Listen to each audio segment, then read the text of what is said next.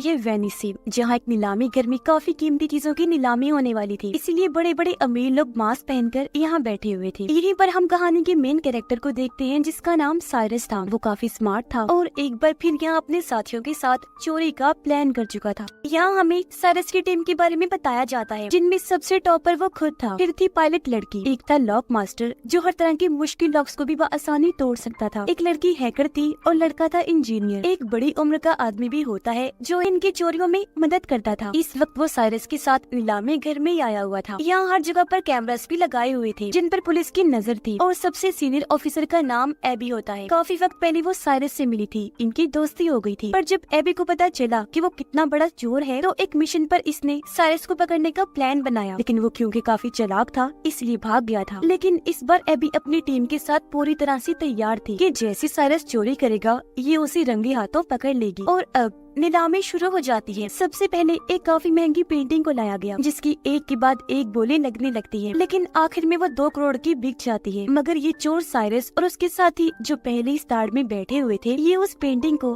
Customer तक पहुंचने से पहले ही चोरी कर लेते हैं और उसे ब्लैक मार्केट में उसी दाम 2 करोड़ में बेच भी देते हैं। जिसके बाद बारी आती है सबसे खास किस्म की चीज की, जिसका नाम NFT था। और क्योंकि इसको बनाने वाला क्रिएटर अपनी पहचान बताना नहीं चाहता था, इसीलिए उसने चेहरे पर मास्क लगाया हुआ था। अब इस क्रिएशन NFT में तकरीबन 200 कैमरास लगे हुए थे, जो वीडियो रिकॉर्ड करके बहुत अच्छी वीडियो एडिट करके देते थे। अब इसकी नीलामी शुरू हुई। 1.5 से 2 से 2.5 करोड़ हुई ही थी कि तब यहाँ हैकर अपना काम करती है। वो एक बटन दबाकर लिफ्ट कहती है। ऐसा होते ही वहाँ की सारी लाइट्स बंद हो गई, धमाके होने लगी तो हर तरफ अफरा तफरी मच जाती है। अब जहाँ अमीर लोग भागने का सोच रहे थे, तो यहाँ साइरस अपना काम करता है। जो 2.5 करोड़ की बोली लगी थी, वो खुद साइरस ने लगाई थी। इसलिए वो अब NFT के क्रिएटर के पास आया, कहता है कि आप मेरे ठिकाने पर ही आ जाओ, NFT भी वहीं ले ली जाएगी और पैसे भी हम वहीं दे देंगे। अब ये सारी चीजें ऊपर बैठी एबी देख रही थी, पर साइरस और उसकी टीम जो यहाँ से भाग रही थी, उनके पीछे पीछे एबी और उसकी टीम पड़ जाती है। वो खास किस्म की कश्ती स्पीड बोर्ड में बैठ जाती है। पुलिस को चकमा देकर समंदर के बीच में आ गई। इन्होंने बैरियर्स खड़े कर दिए, जिससे पुलिस पीछे अटक गई और ये लोग यहाँ से आगे निकल जाते हैं। ये लोग अपने ठिकाने और शिप में पहुँचे, जहाँ ये NFT की लेन देन की बात वो पार्टी करते हैं। एबी जो अभी भी छानबीन कर रही थी, वो नीलामी में आए लोगों की वीडियो बड़े गौर से देख रही थी। उसकी नजर साइरस के साथी हेल्पर पर गई, जो अभी भी वहीं था। इसलिए ये लोग उस तक पहुंचकर उसे पकड़ लेते हैं। उधर पता चला कि इन चोरों ने जब NFT को चोरी किया, तो ब्लैक मार्केट में उसकी कीमतें बढ़ती गई। 3 से 4, 4 से 5, फिर 8 करोड़ हो गई। और उसे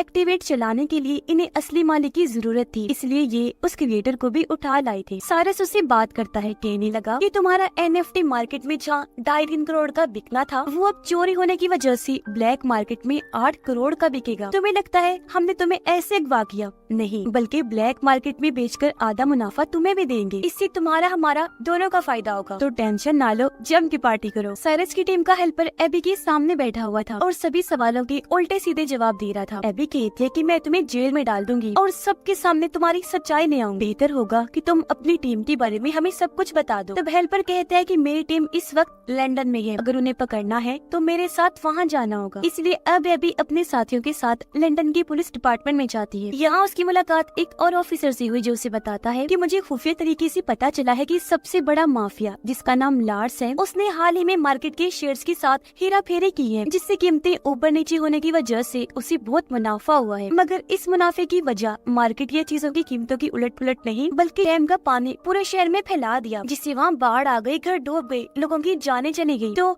इस वजह से मार्केट के साथ ये सब हो पाया। और अब लार्स बिल्कुल ऐसा ही एक दूसरे शहर के साथ भी करने वाला है, जिसमें लार्स के साथ साथ एक और काफी बड़ी माफिया भी शामिल है। और ये काम वो दोनों अगले 2 महीने में अंजाम दे देंगे। लार्स उस माफिया को पहले पेमेंट करेगा। वो पैसे नहीं, सोना होगा, वो भी 1-2 किलो नहीं, बल्कि पूरे 10 टन। और अब उनकी इस डील को तोड़ने और पेमेंट रुकवाने के लिए मुझे तुम्हारी जरूरत है। तो ऑफिसर बताता है कि हमें एक ऐसे बंदे की तलाश है जो चोरों की तरह ही सोचकर चोरों को पकड़ सके। जाहिर है इस काम के लिए हमें किसी मास्टरमाइंड चोर की जरूरत है। और वो कौन है तुम अच्छे से जानती हो, साइरस। जिस पर एबी फौरन बोली, नो नो नो सर, जैसा आप सोच रहे हैं वैसा कुछ नहीं हो सकता। आप चाहते हैं मैं साइरस के पास जाकर उसे मदद मांगूं और वो भी हमारी मदद करने को तैयार हो जाएगा? कभी नहीं, नामुमकिन है ये। तब ऑफिसर कहते हैं कि तुम्हें कैसे भी करके उसे मनाना होगा ताकि हम लार्स को रोक सके। इस पर अभी मान गई।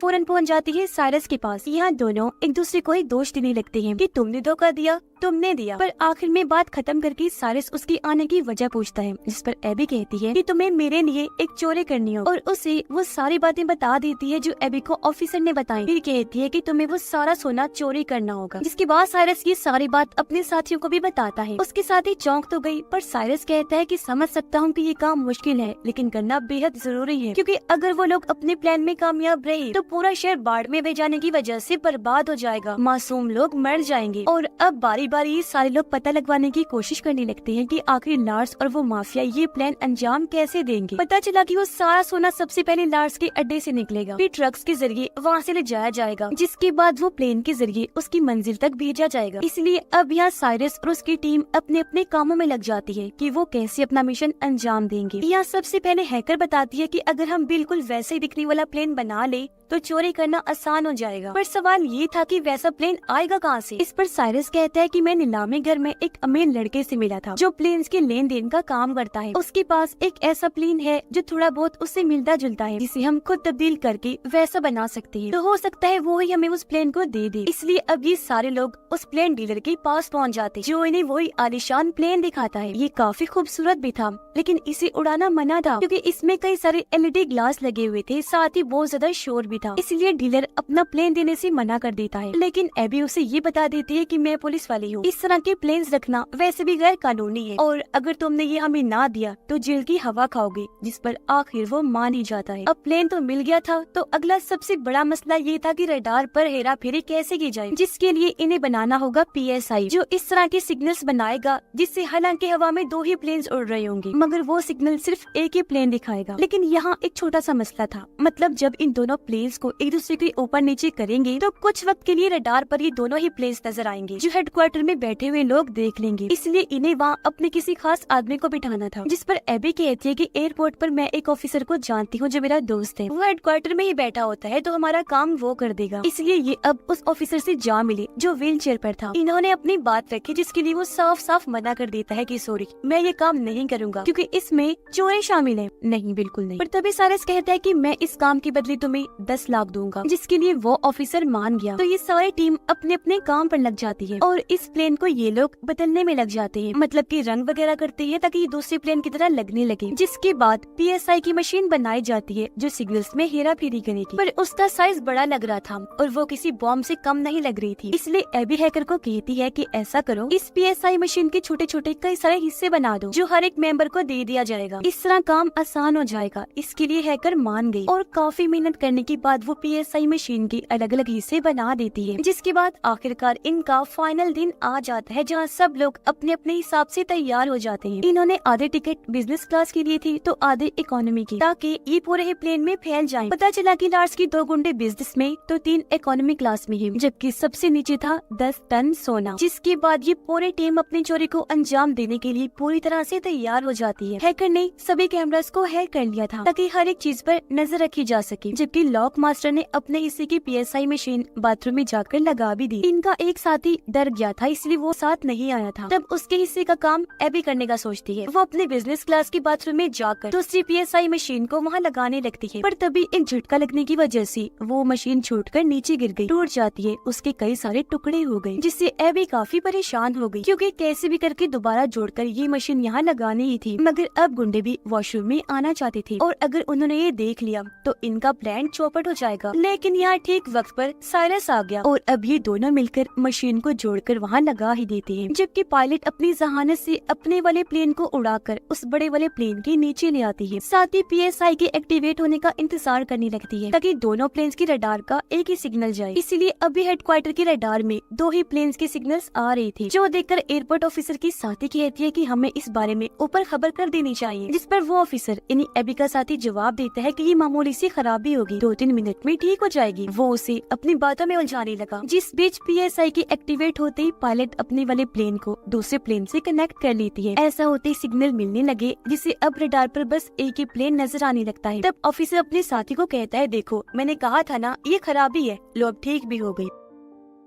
अब उधर लॉक मास्टर नीचे वाले एरिया में पहुंचता है जहाँ सोने वाली तिजोरी पड़ी हुई थी। वो अपनी हाईटेक मशीन को तिजोरी पर लगाकर उसका लॉक तोड़ने की कोशिश करता है, पर इस बीच गुंडों को शक हुआ, इसीलिए वो अपने सोने तक पहुंचने की कोशिश करने लगते हैं। इस बात की खबर जैसी साइरस को हुई, वो उन्हें रोकने में लग जाता है, जिससे उन सब चोरों की लार्ड्स के गुंडों से लड़ाई शुरू हो जाती है। इनकी जबरदस्त हाथापाई होने लगती है। चलते हुए प्लेन में ये लोग लड़ रहे थे। अब झटके लगने की वजह से पायलट को लगता है जैसे प्लेन में कोई गड़बड़ी है, इसलिए वो फौरन हेडक्वार्टर में खबर करता है। तब एबी का साथी ऑफिसरों से कहता है कि मौसम खराब है, इसलिए आपको पास के हवाई अड्डे पर प्लेन को उतारना होगा। तब उसकी बात मानकर पायलट प्लेन को उतारने लगता है, पर ये जगह प्लेन को लैंड करने के लिए छोटी थी, जिस वजह से उसे हालांकि काफी मुश्किलात का सामना करना पड़ता है, लेकिन वो जैसे तैसे प्लेन को उस छोटे से हवाई अड्डे पर उतार ही लेता है। इसलिए अब साइरस की पायलट साथी भी प्लेन को वहाँ लैंड करवा लेती है। पर इस बात का लार्स को भी पता चल गया था कि हमारा प्लेन हाईजैक हो गया है। जहाँ उसे लैंड करवाना था वहाँ होने की बजाय कहीं और करवा दिया गया है। इसलिए लार्स अपने साथियों को कहता है कि जिसने भी मेरे सोने को मुझ तक पहुँचने से रोका है उन्हें खत्म कर दो या फिर मेरे पास लेकर आओ। उधर लॉक मास्टर साइरस से माफी मांगता है कि प्लीज मुझे माफ कर दो, मैं टाइम के अंदर अंदर लॉक तोड़कर सोना नहीं चुरा पाया। अब ये सोना गुंडों और इनके हेड माफिया लार्स के हाथ लग जाएगा और ये अपनी खतरनाक डील कर लेंगे। अब इनके पास और कोई रास्ता नहीं था, इसलिए गुंडों के साथ सोने समेत ये लार्स के पास जाने लगते हैं। इन्हें प्लेन के जरिए इनकी पायलट ही ले जा रही। उधर लार्स के पास वो माफिया भी आ जाती है। वो चाहती थी कि डील होते ही जल्द से जल्द शहर में बाढ़ आ जाए, ताकि मार्केट के शेयर्स ऊपर नीचे होने से दोनों को ही फायदा हो। लेकिन उस माफिया को भी पता चल गया था कि जिस प्लेन के जरिए इनका सोना आ रहा था वो हाईजैक हो गया है। पर लार्स उसे समझाता है कि मेरे गुंडों ने सूरत हाल को अपने कंट्रोल में कर लिया है, माल आपको मिल जाएगा, बस डील को कैसे भी करके आज के आज ही फाइनल करना। उधर प्लेन में अभी भी लड़ाई हो रही थी, जिस वजह से पीसीआई के सारे हिस्से बर्बाद हो गए। ऐसा होने से अब हेडक्वार्टर की रडार में दोनों प्लेन्स दिखने लगते हैं। तब प्लेन को ट्रेस करके गवर्नमेंट अपने फाइटर जेट्स को प्लेन के पीछे भेज देती है हमला करने के लिए। लेकिन यहाँ साइरस और पायलट अपना दिमाग लगाते हैं। वो प्लेन को उल्टा करके लिख देते हैं कि इसमें लोग हैं, इसलिए हमला ना किया जाए। इसीलिए फिलहाल वो फाइटर जेट्स उन पर हमला नहीं करते, बल्कि पीछा करने लगते हैं, ताकि जब ये प्लेन लैंड हो तो पुलिस वहाँ जाकर सारी सूरत हाल को हैंडल कर ले। जिसके बाद अब ये प्लेन लैंड होता है लार्स के महल के ग्राउंड में, जो उसके आलीशान से घर को बर्बाद करते हुए आगे बढ़ने लगता है। सिर्फ यही नहीं बल्कि सिक्योरिटी दीवार को तोड़ता हुआ प्लेन अंदर जाने लगा। ऐसा होते ही सारा का सारा सोना भी निकलकर बाहर गिर जाता है। ये देखकर माफिया लार्स को कहती है कि अब तो मैं ये सारा सोना भी ले लूंगी, साथ ही हमारी डील भी कैंसिल। जो कहकर वो यहाँ से जाने लगी, पर लार्स जिसे गुस्सा आ गया था वो उसे शूट करके मार देता है। अब तभी यहाँ वो पुलिस भी आ गई जो इनका पीछा कर रही थी। वो इन्हें चारों तरफ से घेर लेती है। पुलिस जैसे लार्स को पकड़ने लगी,